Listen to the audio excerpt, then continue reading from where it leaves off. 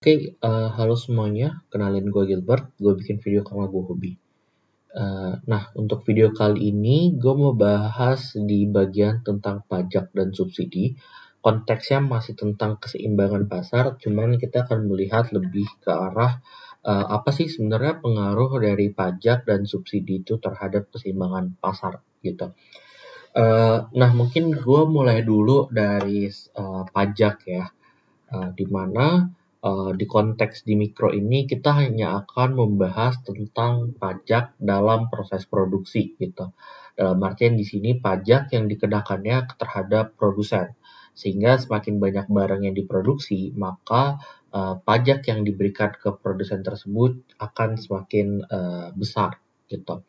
Nah, tapi tentunya sebagai seorang produsen, dia juga akan melihat itu sebagai tambahan biaya dari produksinya.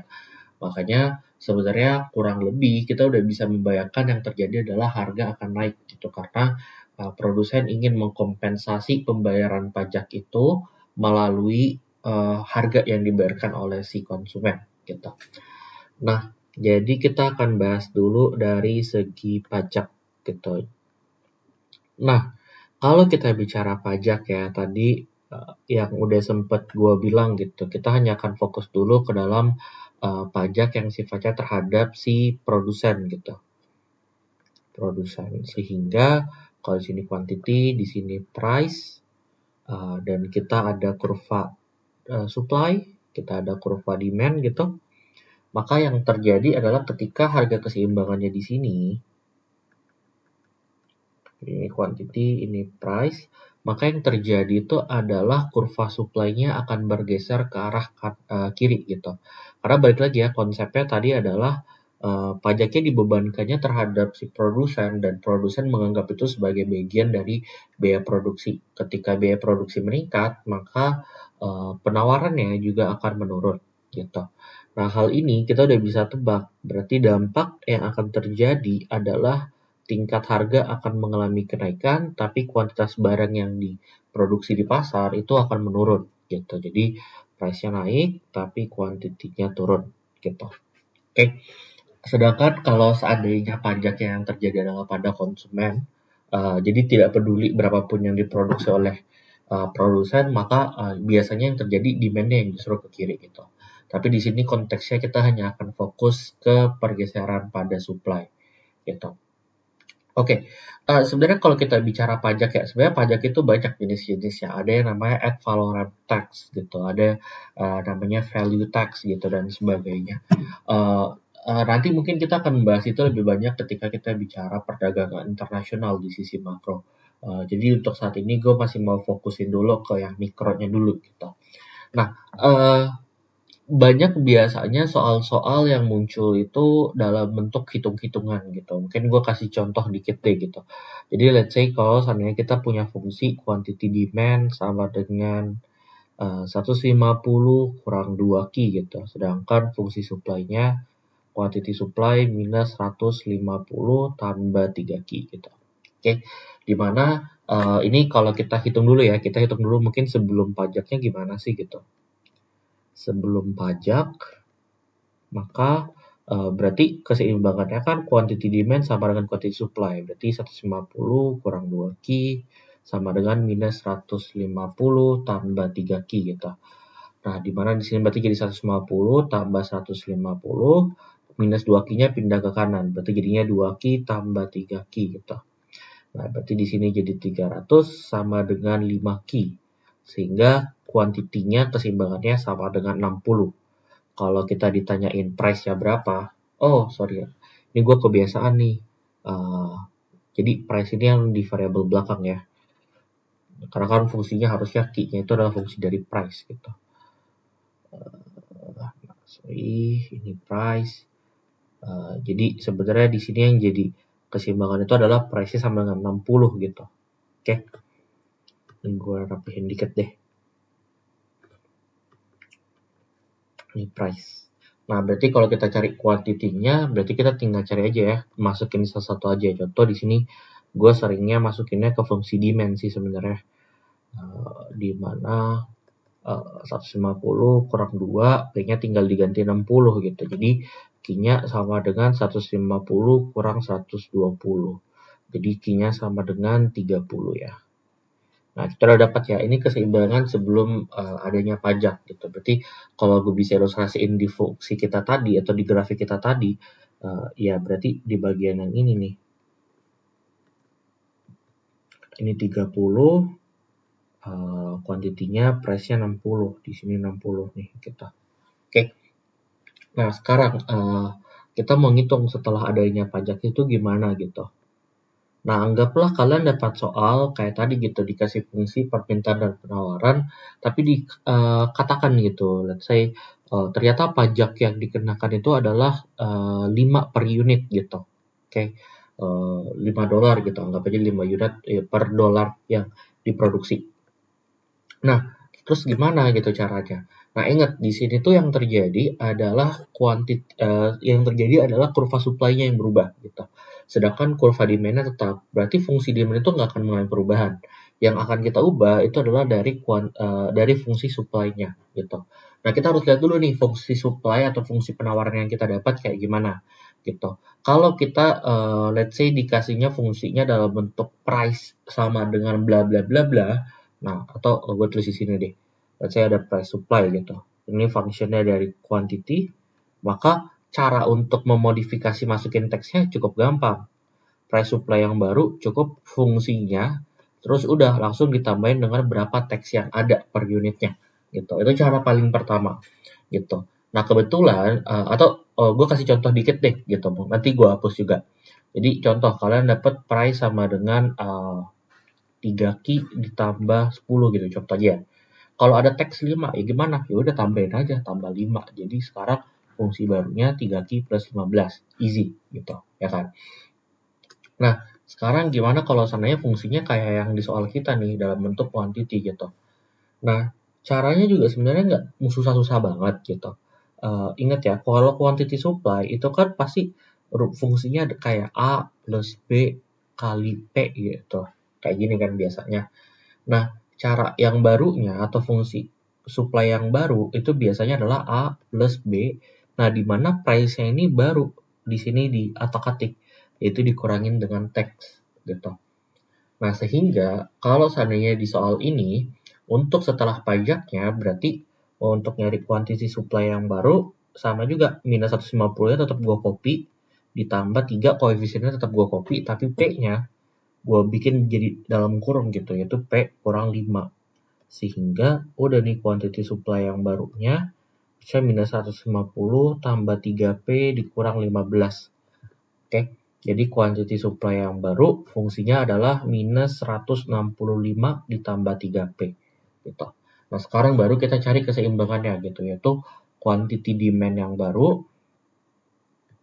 Gue kasih yang mana ya biar kita nggak ketukar. Quantity demand yang baru harus sama, quantity demand itu harus sama dengan quantity supply yang baru. Sehingga 150 kurang 2P itu harus sama dengan minus 165 tambah 3P gitu. Nah, berarti jadi 150 tambah 165 minus 2P-nya pindahin ke kanan, berarti jadinya 2P tambah 3P. Nah, ini berarti yang ini kan berarti jadi 315 ya. Sedangkan yang ini jadi 5P. Sehingga kita udah dapat nih price-nya itu adalah sebesar 63 gitu. Jadi kita tahu dampak yang terjadi dari adanya pajak 5 per unit yang diproduksi adalah produsen akan punya kecenderungan meningkatkan harganya $3 gitu atau kayak sebanyak 3 gitu. Oke. Nah, efeknya ke quantity gimana? Sama masukin aja. Contoh di sini gue masukinnya ke fungsi permintaan gitu. Kalau lu mau masukin ke fungsi supply juga nggak apa-apa, tapi pastiin kalian masukinnya ke fungsi supply yang baru ya. Jadi jangan fungsi supply yang lama. Nah, di sini berarti jadi 150 kurang berapa nih? 126. Berarti kuantitinya sudah jadi 24. Nah, bisa kelihatan ya di sini price ada kecenderungan naik dan quantity ada kecenderungannya untuk turun gitu. Bisa kelihatan dari price 60 naik ke 63, quantity-nya dari 30 turun ke 24 gitu. Oke. Nah, biasanya, ya udah kita udah dapat nih berarti sebelum dan setelah adanya pajak kayak gimana sih keseimbangannya gitu. Nah, biasanya ada juga nih beberapa follow up question yang lain gitu. Seperti contoh, nanya juga tentang berapa sih sebenarnya berarti pajak yang didapatkan oleh pemerintah gitu. Pajak yang didapatkan pemerintah. Nah, sebenarnya cara hitungnya gampang gitu. Tinggal lihat aja gitu. Kan di sini pajaknya adalah 5, ya sebesar 5 gitu per jumlah barang yang diproduksi. Nah, berarti kan setelah adanya pajak yang diproduksi 24. Jadi ya udah, tinggal berarti 5 kali 24 gitu. Sehingga kita akan dapat jumlah pajak yang didapatkan pemerintah ada sebesar 120 gitu. Udah selesai. Rumusnya biasanya tax dikali dengan quantity equilibrium yang baru gitu. Oke. Nah, sekarang yang jadi pertanyaan, berapa sih sebenarnya kalau kayak gitu pajak yang ditanggung oleh si konsumen? Pajak yang ditanggung konsumen. Nah, kita bisa lihat ya di sini yang terjadi dampaknya terhadap konsumen adalah sebelumnya dia untuk beli satu barang dia hanya cukup bayar 60. Tapi sekarang karena ada pajak dia harus bayar 63 gitu. Nah, karena dia harus bayar 63, berarti ada tambahan 3 nih per unit yang harus dia bayar. Nah, itu berarti pajak yang sebenarnya ditanggung oleh si konsumen gitu. Nah, jadi ya udah sisa lihat aja sebenarnya kalau dibikin jadi rumus ya sebenarnya tinggal lihat aja selisih harga dari setelah dikurangi dengan yang sebelum dikali dengan quantity supply yang baru gitu. Dimana dia harus bayar tambahan 3 untuk setiap barang yang dia beli sekarang. Dimana sekarang dia belinya 24. Jadi 3 kali 24 ya berarti ini udah jadi 72 ya kan ya. Oke. Nah, udah tuh. Nah, biasa pertanyaan terakhirnya adalah ya udah berarti sekarang berapa sih pajak yang ditanggung oleh produsen gitu. Nah, caranya cukup gampang. Biasanya kalau gue udah tahu berapa yang diambil pemerintah, berapa yang diambil konsumen, gue tinggal ngurangin aja sebenarnya. Jadi pajak yang ditanggung pemerintah dikurangin yang ditanggung oleh konsumen. Karena pasti pemerintah itu dapat duitnya kan cuma dari dua ya, konsumen atau produsen gitu. Jadi kalau misalnya konsumen sudah bayar 72-nya ya pasti sisanya dibayar oleh si produsennya gitu. Nah, berarti beban yang harus ditanggung oleh si produsennya berapa tuh? Ini 48 ya sebenarnya. Nah, udah nih, dapat deh jawabannya. Gitu. Jadi jangan bingung lagi kalau ditanyain setelah sebelum pajak, berapa pajak yang ditanggung dan sebagainya. Gitu. Oke. Nah, mungkin gue mau ngasih nih gambaran sebenarnya angka 120, 72, 48 itu digambarin di mana sih sebenarnya di kurva gitu. Kalau ditanyainnya. Nah, mungkin kita bisa lihat ke bagian sisi kiri ya. Di sini gue mau gambar yang mungkin lebih rapi deh. Oh, ini quantity, ini price. Oh, gambarnya agak kurang rapi, tapi ya bolehlah ya. Ini kurva supply gitu kan. Terus demand-nya ini. Tuh, oke. Nah, ini kan berarti kondisi harga sebelum terjadi pajak gitu. Dimana di sini quantity-nya 30, price-nya 60. Nah, sekarang ada pajak nih, supply-nya geser ke kiri. Sorry ya. Geser nih ke kiri, ke sini. Ini supply yang baru. Gitu, yang warna hijau. Gitu, akhirnya makanya kuantitinya berubah. Jadinya 24. Dan di sini berarti harganya naik ke 63. Gitu. Oke. Nah, kalau lo perhatiin di sini, gue jadiin warna merah aja ya. Selisih antara 63 dan 60 dikali dengan jumlah barang yang diminta, itu sebenarnya secara tidak langsung menunjukkan luas segitiga yang ini gitu. Ya nggak? Oke, karena sisi 60-63 itu lebarnya, terus panjangnya 24. Jadi panjang kali lebar harusnya dapat luas daerah persegi panjang yang gua arsip warna merah gitu. Nah, ini pajak yang harus ditanggung oleh si konsumen. Sekarang kita lihat nih kalau pajak yang ditanggung oleh si produsen yang mana gitu. Nah, nanti dari titik 24 ini sebenarnya kalau kita terusin yang ini nih, ini juga sebenarnya nunjukin luas area yang harus ditanggung oleh si ini produsen gitu, lambang persegi. Karena sebenarnya jarak yang 5 tadi itu tuh sebenarnya di bagian sini ini 58 nih. Gitu, sehingga yang warna merah yang ditanggung konsumen, produsen yang bawahnya. Jadi kalau ditanya berapa luas yang didapatkan oleh pemerintah ya tambahan merah sama biru ini gitu. Oke. Nah, sekilas kita ngelihat ya sebenarnya kayak pajak yang ditanggung oleh si konsumen lebih gede daripada pajak yang ditanggung oleh produsen. Nah, yang ini biasanya tidak selamanya benar terjadi, dalam artian bisa jadi ada beberapa kondisi kadang pajak yang ditanggung oleh si produsen itu lebih gede daripada pajak yang ditanggung oleh konsumen. Nah, biasanya hubungannya itu ada pada yang namanya elastisitas. Jadi mungkin gue agak nge-spill dikit.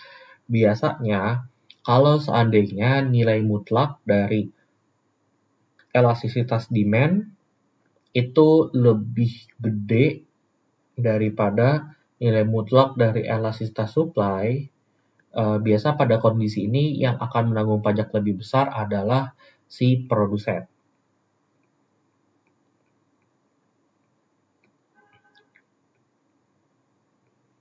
Nanggung lebih besar. Gitu. Nah, gitu juga kebalikannya. Biasa jika elastisitas demand yang lebih kecil nilainya daripada elastisitas supply secara nilai mutlak, maka biasanya dalam kondisi ini konsumen yang akan menanggung beban pajak lebih besar.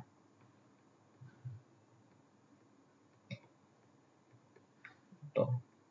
Nah, kenapa sih kayak gitu? Karena balik lagi, kalau kita bicara elastisitas, maka kita bicara tentang kemiringan dari kurva itu sendiri kan sebenarnya. Jadi biasanya untuk bentuk kurva yang lebih tegak, mereka itu akan merepresentasikan beban pajak yang akan lebih gede juga gitu. Jadi coba kalian deh nanti bikin kombinasi gitu kayak gini juga, tapi konsumennya dibikin landai aja pertama, terus kayak produsennya dibikin tegak banget gitu. Nah, nanti lihat tuh pergeseran dari si kotak ini merah sama birunya bentukannya mana yang lebih gede. Nah, terus habis itu coba dibikin kebalikannya. Fungsi demand dibikin tegak banget, tapi fungsi supply dibikin landai banget gitu. Nanti lihat tuh perbedaan antara kotaknya kayak gimana gitu. Nanti hasilnya bakal kayak gini nih. Gitu. Jadi sangat tergantung dari elastisitasnya gitu. Oke, kalau saya ada yang agak bingung nggak apa-apa, nanti coba ditanyain ke gue coba bikin video yang terpisah deh untuk itu. Tapi so far untuk video kali ini segitu dulu untuk bahas pajak. Di next video gue bakal bahas tentang subsidinya. Oke, thank you.